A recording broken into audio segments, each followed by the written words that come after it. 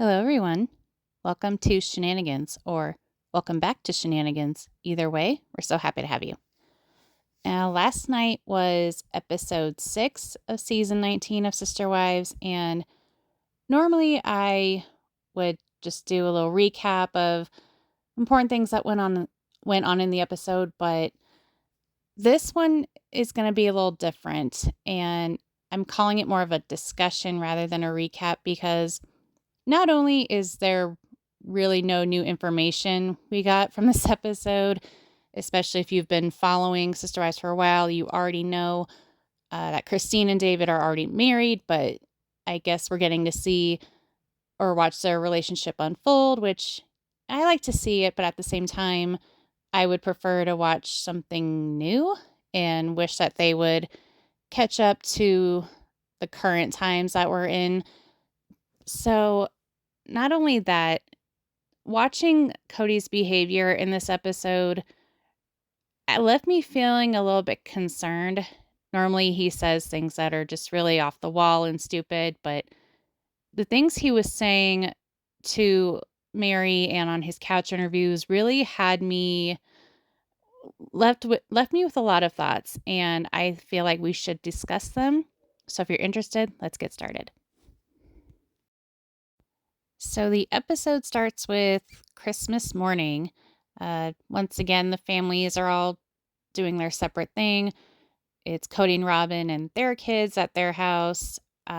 Christine is at, I think it's McKelty and Tony's house with Isabel and Truly and Aspen and Mitch. And Meri is actually with a couple of friends, which made me happy to see. I'm glad she didn't have to spend Christmas alone. Nobody should have to spend Christmas alone, in my opinion. And Janelle was in North Carolina at Maddie and Caleb's house. And for the most part, everybody seems content and I guess realizing this might be the new normal, everybody doing their separate thing on Christmas and holidays. And that was basically it. Nothing really new to report there. Then at Christine's house, she is with, I think, 5 of her 6 kids and just discussing where she's at in her relationship with David. The kids seem to agree that things are moving fast, but at the same time, they are happy for her. They're just, it's going to take some getting used to. Isabel, though, I guess of all the kids, Christine says she's taking it the hardest. And I get the impression that the divorce has affected her probably more than maybe most of the kids, if not all. So my heart goes out to her there. I'm sure it's not easy. It's never easy to see your parents, moving on from one another. But as we know, been she's been happy about it since then because, like, as we know, the show is a little behind with the times. But I'm also glad that the conversation with her and her kids seemed really healthy and everybody was respectful of one another. So, yep, nothing new there either. Then at Maddie and Caleb's, we see Janelle discussing with the two of them about their interest in buying some property somewhere. In past episode, they were looking at Montana, but Janelle didn't seem thrilled with it being out kind of in the middle of nowhere and the commute it would mean for Maddie and the kids and whatnot. But she says that she is so ready just to settle somewhere, plant roots, and unfortunately, all of her money and everything is tied up in Coyote Pass, and trying to get Kody to help her get the land paid off is like pulling teeth. So she is basically stuck until they can get that all situated. But uh, I don't know. I wish that she would lawyer up. I hope that we get to see that this season. If not, maybe it'll light a fire under Kody. I don't know. But I feel bad that she is basically stuck because Kody is, as usual, only thinking about Kody. And in this episode, we finally get to meet David. And I am quoting when I say meet because we've met David multiple times, but I don't know. I guess TLC wants us to act like that never happened. I don't know. It's just the whole thing seems silly to me. But anyways, we get to see them go on a date, and Christine is just a little smitten kitten. It's really cute, actually. David is really sweet to her. He's saying all the right things. And she had said when she was discussing with Nancy, their therapist, she made a list of things and qualities that she looks for in a partner. And Kody was none of those things. And David had all of the qualities. So, yeah, she's clearly happy. And spoiler alert, they get married. And so for now, we're just going to watch until that happens. Now we are at the part of the episode that I really want to discuss. We see Kody driving over to Meri's house, and this might just be me, but it bothered me that he walked in like he owned the place instead of ringing the doorbell and letting her let him in, because it's just so strange because, as we know, they're divorced and he has no respect for her. And I don't know, that just rubbed me the wrong way. And it reminded me of when Christine moved his stuff into the garage and he said, I'm being kicked out of my own house. And it's strange that he calls it his house when it was basically a place to put his feet up at night. He never really created a home for himself there. And so, yeah, I bet with Mary's house too, it wouldn't surprise me if he considers her house partially his too. But anyways, at this point, we know that Meri had gone to Utah to meet with their church leaders and got an official release from Kody. And evidently, Kody was not all that upset until he found out that the church called him too and said that they granted her the release on the grounds of abandonment. And he has issue with that word because in his mind, he did not abandon her. And I couldn't disagree more with him because I don't know. He's even admitted that he didn't want to be with her, hasn't for years, and neglected her, showed her no affection, wouldn't even call her to hang out, basically acted like she didn't exist. And he is going to sit there and act like he did not abandon her. And he even says in this episode, blame yourself if I don't love you. And so it's basically like he's saying, if I ignored you and didn't show you love, that's not my fault, it's yours, which is extremely unfair to say. And as we know, Meri did have that whole catfishing thing years ago, but it's so weird because when we watched the show, he acted like he was supportive of her and wanted to help her work through it. But then in reality, it's almost like that bruised the crap out of his ego. And what we saw on the show was not how he truly felt. And if he knew in his heart that they could never come back from it, if he could deep down never truly forgive her, why not let her go then? Why did he insist that she move to Flagstaff?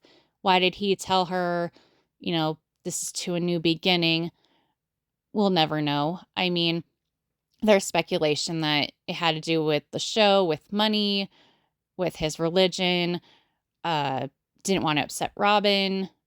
It's all debatable. I don't even know truly where I stand on it. I think it's a little bit of all of the above, but I do not believe that he had her stick around because there was any love there. And what was so strange was when he was saying, blame yourself if I don't love you. And I was really proud of Meri here because she was not only taking accountability for her part, but she also didn't let Kody walk all over her like she probably would have in the past. And at one point she even said, be honest with yourself, not just be honest with me.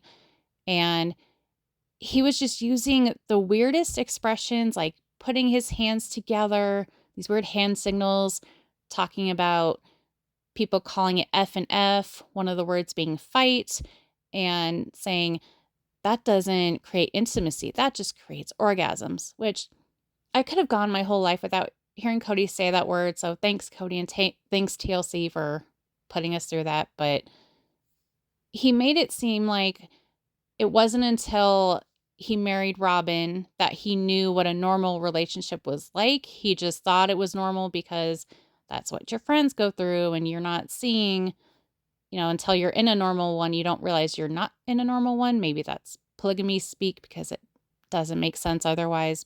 But yeah, and it seemed like he was blaming Meri for the entire dysfunction in their marriage. He says he never should have married her, which is so hurtful to say considering he had a child with this woman and obviously had children with these other women that he's claiming he never loved. And Meri even says, she made it sound like it was they both are at fault for this, but I felt like he was placing the blame all on her, that the entire relationship, she wasn't nice, she wasn't lovable, he wasn't happy. He was just doing his duty by staying married to her. Just no accountability on his part, which I don't know, maybe it's a stretch, but I felt like it's emotionally abusive to tell your ex that, you know, if not for you, we might still be married, even though he's telling her like he never loved her the whole time and never should have been with her to begin with. And he says, it's not divorce that sucks, it's marrying the wrong person. And she's saying, you should have told me this years and years ago. But he was telling her that he wasn't allowed to based on the church and their rules. And she says, that's BS. That's not fair to you or me. You should have told me regardless instead of waiting 32 years to tell me. And he's just kind of like, well, it is what it is. And he's saying, where do we go from here? She says she's moving to Parowan, and she makes a comment like, I'm not going to come spend Christmas with you guys. Like, we're exes. That's where we're at. And he says, well, that's what Robin wants. And he even made a comment that he's a man of his own mind. And Meri even laughs because she knows that's not true. And he says, well, you don't know me if you don't think I'm a man of my own mind, which it's like we know what he's getting at. He is arguing that Robin doesn't influence him because she was the one saying, we need to invite her over for Christmas. She's family. And Meri even says, I know you're a man of your own mind, but you are influenced by the opinion of others. Others meaning Robin, because it's all about her, but also all about him because there have been times where, last or a couple episodes ago, Robin is saying, you need to work things out with your kids. And he's just like, I've tried. I'm not going to camp out on their doorstep, is what it is. And then the worst part, in my opinion, was at the end, she actually tells him, I wish you could see how great of a person I truly am. And he doesn't say, oh, no, you are, that's great. You're a great person. Sorry this had to happen. He tells her, well, bon voyage, happy life, happy journey. And I'm just like, what? This is your ex-wife of, you had 32 years together. She was the first woman you married, started this family with. You have a kid together, and that's the best he could come up with. Like, I mean, I'm so proud of Meri that she did not let him bring her down. I hope that's not the case, but that's just someone in a different state of mind would take that like that's so hurtful, and I can't believe that this is how he's treating these women. He even said he knows deep down that he's not in love with these women, does not want to be with them, but he's still holding on. And even says, I know I don't want to be with Meri. I know I don't want to be with Janelle. And I'm actually thankful for Christine for being brave enough to leave, even though we saw him spend all that time demeaning her and telling her she, like, making her feel so horrible for leaving. Like, you're not trying, you're giving up, you're running away, you're not taking accountability. And now he's saying this, and so I don't know what to I know he obviously should apologize, but we know he never will, and is it even worth it to hear that from him? I don't think so. And he even makes a comment like, "I actually like you now," and she says, "Oh, God's be praised," and it's like, "Kody, she's supposed to be happy and overjoyed that you actually like her now, and maybe you'll treat her like a human being." And he says, "I hope she'll still call me whenever she has something fun to tell me." And this is coming from the same person that claims he doesn't gossip and says that his family gossips. And I would say, no, you're not entitled to know the fun parts of my life. You had that opportunity when we were together. We could have, even if they weren't going to ever reconcile from a marriage standpoint, they could have, I think they could have been friends had he just said, like finally sat her down and said, I appreciate, you trying. I shouldn't have held as, I shouldn't have strung you along like I did, but now it's time for you to go be happy. I hope we can, be friends from this, because apparently his concern is not having all these enemies, but it is what it is. And that concludes the episode. Looks like next week we're going to see more of David and Christine, and looks like they're at their venue that they actually get married, but by this point they're still not engaged yet. So, yeah, looks like we may not see a whole lot of new stuff next week, but hopefully they will add some new stuff, because at this point it's becoming pointless to watch, even though I do like seeing Christine and David's journey. It's like, come on, TLC, we want to see the tea, stuff we haven't seen, stuff, new information, please. Um, but yeah, what did you guys think of this episode? It just left an uneasy feeling in my stomach. The way Kody, just his facial expressions and the words and terms he uses, I just kept thinking, is he well? Like, he just does not seem in a healthy state of mind. I don't even know how Robin could watch this and not be concerned. She talks about, dragging your butt to therapy if things are going wrong. But in my opinion, they both need therapy as soon as possible, both for them as a couple, but also separately, because for whatever reason, Robin does not want to accept the state of the family. Um, I noticed when she talked about Christmas, she used a lot of I, me, my when it came to what she wants. And I don't know if she's being very selfish in all of this, not thinking about anyone's feelings but hers. I hope that changes. But as of right now, I feel like that's all we're seeing. Kody clearly is only thinking of himself. He needs to work on his relationships with his kids. And apparently he's only going to be happy as long as him and Robin are good. But they need to work that stuff out between them. And he needs to get into a place where he's not so angry, but also just, I don't know. It's just, I would hate to be inside his head, because that just sounds like a really dark, scary place. But at the same time, in my opinion, he's a narcissist, and narcissists, you can't reason with them. So whatever therapist, if and when he does go to one, good luck to them.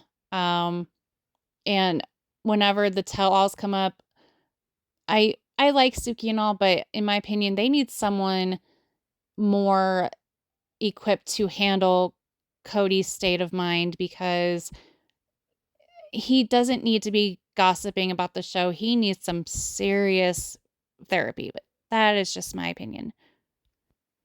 And I just want to end this video by saying thank you so much for watching. Please give this video a like, a comment, maybe share it, and please consider subscribing if you haven't already. We go live every Thursday evening. We like to have game nights. We play different kinds of trivia. We throw in a red carpet outfit roast once in a while. because we like to have fun around here. So once again, thanks for watching, and we'll see you on the next one.